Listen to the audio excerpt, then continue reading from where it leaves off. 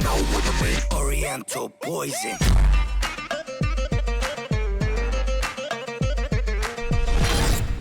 Oui, salam alaikum à tous mes très chers abonnés, j'espère que vous allez bien, que tout va bien pour vous et que votre MIFA se porte bien. Aujourd'hui, toute nouvelle vidéo, une vidéo vraiment très importante. Je vais vous demander de bien l'écouter du début jusqu'à la fin en espérant que cette vidéo vous ouvre un peu les yeux sur certaines choses, en espérant que cette vidéo vous plaise et surtout en espérant que cette vidéo va vous redonner peut-être foi en l'humanité. Parce que je pense que c'est réellement le but de cette vidéo et le but du message que j'ai envie de vous balancer dans la vidéo, d'accord? Juste avant que la vidéo commence, comme d'habitude, mes petits abonnés, ça vous prend quelques petites secondes, soit avec votre petit doigt, soit avec votre petite souris, juste mettre un petit pouce bleu, ça ferait réellement plaisir. Le petit partage et le petit abonnement pour ceux qui ont peur, ne vous inquiétez pas, c'est gratuit et sans engagement comme je le dis très souvent. Alors abonne-toi à ma chaîne, n'hésite pas frérot, ok? Non, plus sérieusement, on va attaquer la vidéo, d'accord? Avant même que je rentre dans les détails, vous savez ce qui m'est arrivé. Pour ceux qui me suivent sur Instagram, forcément, vous êtes bientôt 700 000 à me suivre sur Instagram, bientôt 700 000. Mon Insta est en description pour ceux qui veulent me suivre. Sur mon Insta, je poste mon quotidien. Et forcément, beaucoup savent que j'ai failli rester bloqué en Arabie Saoudite. Je vais vous expliquer pourquoi, mais avant, je vais vous expliquer certaines choses. Vous savez, mes abonnés, je vous aime beaucoup. Je vous respecte beaucoup. Et quand vous me voyez, je vous fais toujours la bise. Je vous prends toujours dans mes bras. Je vous serre toujours la main. Ça dépend comment vous venez vers moi. Mais il y a quelque chose que je ressens et que j'ai besoin de vous dire dans le plus profond de mon cœur, c'est que il y a eu des périodes où j'avais quand même du mal avec l'être humain. Vous allez me dire, mais pourquoi tonton? Pourquoi? Parce que j'ai vu beaucoup de côtés sombres de l'homme sur Internet. Des insultes, de la moquerie sur ma petite sœur qui avait à l'époque 7, 8 ans, 9 ans, sur ma mère, sur ma grand-mère, sur mon grand-père, sur ma femme, sur son physique. Je me disais, waouh! L'être humain n'a donc aucune pitié, quoi. Vraiment. Sur Twitter, des moqueries, des montages. Je me disais, waouh. Et plus le temps passait, malgré que je restais humain, hein, et je suis encore humain, mais plus le temps passait et plus je perdais foi en l'humanité. Je vous jure, wallah, hein, quand on est quelqu'un de connu, peu importe, footballeur, ou le jour où on fait un sorte de bad buzz et que les gens se moquent de toi, que les gens t'insultent, que les gens te descendent, ça peut vraiment finir. Je sais pas si vous avez vu comme le film. Vous avez vu le film du Joker ou pas? Le Joker au début, c'est un mec qui a une maladie. D'un coup, il fait il rigole en fait, mais c'est une maladie. En fait, c'est une maladie. Il a une maladie que quand il est pas bien, quand il est pas à l'aise, il rigole, mais c'est une maladie. Et en fait, tout au long de sa vie, il voit la méchanceté humaine, la moquerie. Il y a un homme qui se moque de lui, des mecs qui le frappent, des mecs qui lui volent son métier, l'autre qui lui donne une arme et qui dit que c'est lui qui l'avait dans son casier. Bref, il voit toute la méchanceté humaine. Et à la fin, le Joker, il devient... Ça le rend fou, quoi. Vous voyez? Et heureusement qu'aujourd'hui, je fais partie de ces gens-là, alhamdoulilah, qui ont un esprit très fort. Et heureusement que certains rappeurs, certains gars de la musique, certains footballeurs ont un esprit très fort. Parce qu'il y aurait de quoi rendre un homme fou. Réellement. Et toutes ces moqueries-là, des fois, te fait perdre foi en l'humanité. Et quand j'ai vu ce qui s'est passé ici, avec moi en Arabie Saoudite, je dois vous avouer que j'ai repris un peu foi en l'humanité. Qu'est-ce qui s'est passé? Je vais vous expliquer. Un homme aurait pu, en quelques secondes, détruire réellement ma vie. Vous allez me dire, mais comment ça? Comment ça? Il y a tout dans ma sacoche. Il y a mon permis, il y a ma carte d'identité, entre guillemets, il y a mon passeport, il y a mon visa, il y a toute ma vie, il y a même de l'argent, mon argent, ma carte bleue, ma carte société, ma carte personnelle, il y a tout, les papiers de ma maison, papier de loyer, si, ça, il y a tout dans ma sacoche. Ma sacoche, c'est ma vie. Je vous explique.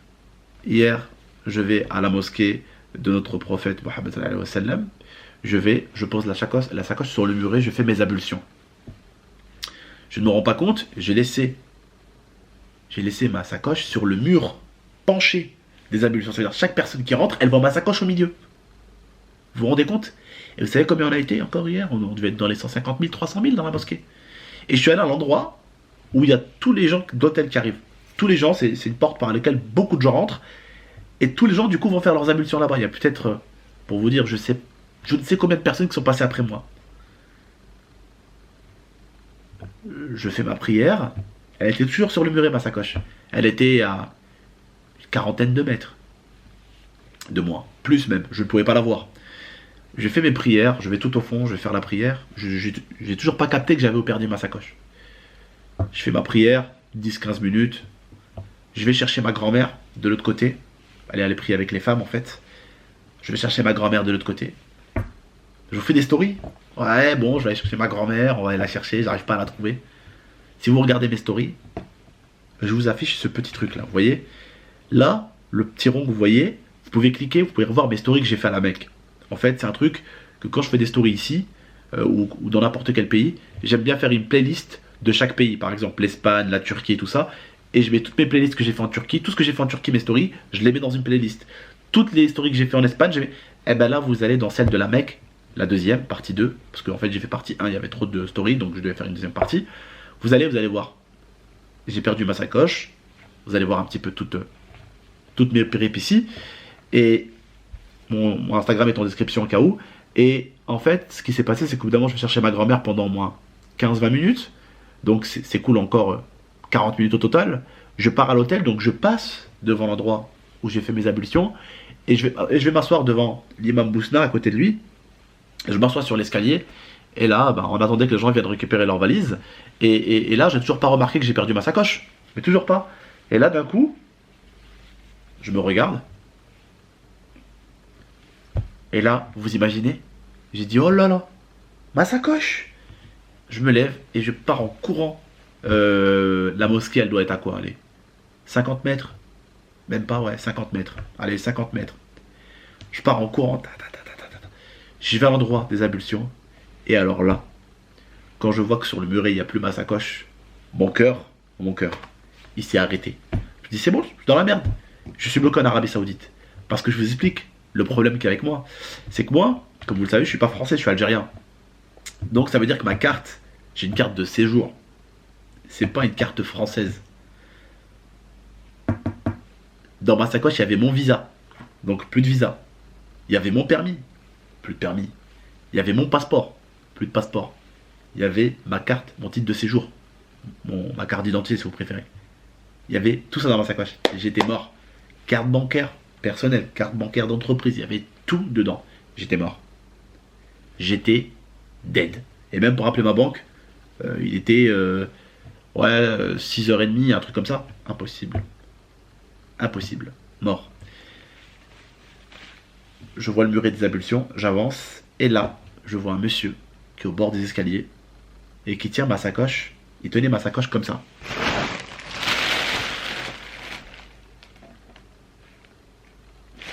Il attendait que le propriétaire vienne récupérer ce qui lui appartenait. Et il m'a reconnu quand il m'a vu parce qu'il m'a dit, je me suis permis de regarder dedans pour voir le visage de la personne, pour voir les papiers et tout. Donc il a fouillé dans la sacoche, il a regardé forcément dans la poche de devant. Dans la poche de devant, j'ai recompté, j'ai plus de 570 € dans la poche de devant. 570 €. Ma sacoche en vaut 1100, un peu plus de 1100. J'avais des trucs de valeur à l'intérieur. Il y en avait à peu près pour facilement 2000 € dans la sacoche. Au total, il pouvait voler plus de 2000 €. Et il a attendu là, pendant peut-être 20 minutes, 30 minutes avec ma sacoche. Et quand il m'a vu, il m'a redonné la sacoche. On a marché un peu ensemble, on a parlé un petit peu ensemble. Parce que oui, contrairement à ceux qui pensent que les Saoudiens et les Algériens n'arrivent pas à communiquer, je m'en sors plutôt bien. Voilà, on s'en sort plutôt bien, j'arrive à acheter, j'arrive à me faire livrer dans la chambre. Alhamdoulilah, on arrive à très très bien communiquer. Donc pour ceux qui ont peur d'aller un jour en Arabie Saoudite et qui ont peur de la communication, vraiment que vous soyez Algérien, Tunisien, Marocain, vous n'aurez aucun problème à communiquer avec eux. On se comprend assez bien. Donc, je marche avec lui et je lui dis, est-ce que je peux t'offrir quelque chose? Je lui sors de l'argent. Vous allez me dire, mais tonton, t'aurais pas dû, c'est vrai. Mais je voulais quand même le remercier et je voulais lui donner, je voulais lui dire, tiens, t'aurais pu les voler, t'aurais pu me voler 500, mais tiens, je te donne 50. Et 50 ici, c'est quelque chose, d'accord? Et il a refusé. Et ce qui m'a fait comprendre, c'est que c'était entre lui et Dieu. Voilà. Il voulait juste faire quelque chose de bien. Et voilà. C'est énorme. C'est énorme et quand j'ai vu ma sacoche, mon cœur s'est mis à rebattre. C'est incroyable. Parce que je vous dis un truc, j'aurais été bloqué des semaines et des mois ici. Incroyable. Incroyable. Ce que j'aurais subi là, ça aurait été chaud. Ça aurait été chaud. Et voilà. Et tout ça parce que cet homme a peur de Dieu, cet homme croit en Dieu, cet homme a des principes. Donc pour ceux qui disent, ouais, les musulmans ci, les musulmans ça, croyez-moi qu'il y a beaucoup de musulmans justement qui ne font pas des choses parce que justement ils croient en Dieu. Si je croyais pas en Dieu, si moi je ne croyais pas en Dieu, ce que je ferais dans ce monde, sûrement, hein, ne vous passerait même pas par la tête. Les moqueries, les méchancetés, je le ferais. Mais seulement, vous savez pourquoi je ne les fais pas? Déjà de un, parce que j'ai pas que ça à foutre, première des choses. Et deuxième des choses, Ref Mrabbi, c'est tout. Ref Mrabbi, j'ai peur de Dieu. Et c'est bien beau de s'excuser auprès de quelqu'un qui t'a fait du mal, ou tu t'es moqué de sa femme ou quoi, mais tu l'as fait. Une fois que tu l'as fait, et une fois que tu l'as blessé, c'est fini, on ne peut plus revenir en arrière. Je ne fais pas l'imam, loin de là. Je suis un simple musulman et je suis loin d'être le musulman très, très bien pratiquant, qui pratique super bien, très loin de là. Mais il y a une chose que mes parents m'ont bien inculqué, c'est de ne pas voler les autres. Oui, des fois j'ai volé des petits DVD, des petites conneries. Mais voler les papiers de quelqu'un a ruiné sa vie. Voler des 500 balles. Et franchement, on peut se permettre, quand j'avais mon âge, 9-12 ans, à 9-12 piges, voler un petit CD, un petit DVD. Mais là, quand on devient adulte et quand on se rend compte de ce qu'on fait, là, c'est autre chose. Ce mec aurait pu me tuer en volant ma sacoche. Il m'aurait tué. Parce que là, visa, impossible à refaire. Ma carte d'identité. Vous connaissez nos consulats, les Algériens. Vous connaissez les consulats algériens. Lui dire ou leur dire qu'un Algérien est bloqué en Arabie Saoudite et qu'il faut lui faire ses papiers au plus vite. Et puis quelqu'un de ma famille aurait dû retourner en France. Attendre que les papiers se font. Faire mon passeport. Refaire et refaire la demande de mon titre de séjour alors que je ne suis pas là. Ça aurait été une galère. Ça aurait été une galère totale. Pour pouvoir me sauver la vie, il y aurait eu une méthode. Parce que j'ai commencé à réfléchir à des méthodes tellement. Tellement, je vous jure, j'ai eu peur, j'ai commencé à réfléchir à des méthodes. Je me suis dit, on est en Arabie Saoudite. Je peux très facilement, en voiture, là on peut y aller, on prend un taxi ou un truc, et en fait on y va en Égypte. Arrivé en Égypte, on traverse l'Égypte, la Tunisie. Ça aurait été une galère, hein, mais j'aurais pas eu le choix. C'était soit ça, soit je reste ici pendant 6 mois, tu vois ce que je veux dire ou pas? Et arrivé en Égypte, on traverse la Tunisie. Arrivé en Tunisie, on va en Algérie. Et là, on règle les choses en Algérie. Mais ça aurait été très compliqué. Ça aurait été très compliqué. Bref, voilà. Je veux juste vous dire que grâce à cet homme-là, j'ai repris un peu foi en l'humanité. Voilà.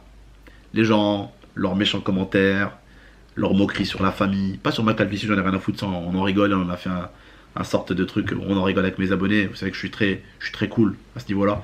Mais voilà. En tout cas, ça m'a fait du bien de voir un homme comme ça et je me suis permis hier de lui demander une photo et j'ai fait une photo avec lui sur mon Instagram que j'ai posté d'ailleurs hier. Donc n'hésitez pas ma foi à aller me suivre sur mon Instagram parce que l'aventure continue, Inch'Allah. Parce que j'aurai besoin de vous des fois pour des avis au niveau des pranks quand je retournerai en France. J'aurai besoin de vous donner rendez-vous à la Paris Games Week. On va reprendre les pranks et même IRL comme je vous l'ai dit. Ça va être sympa, ça va être lourd.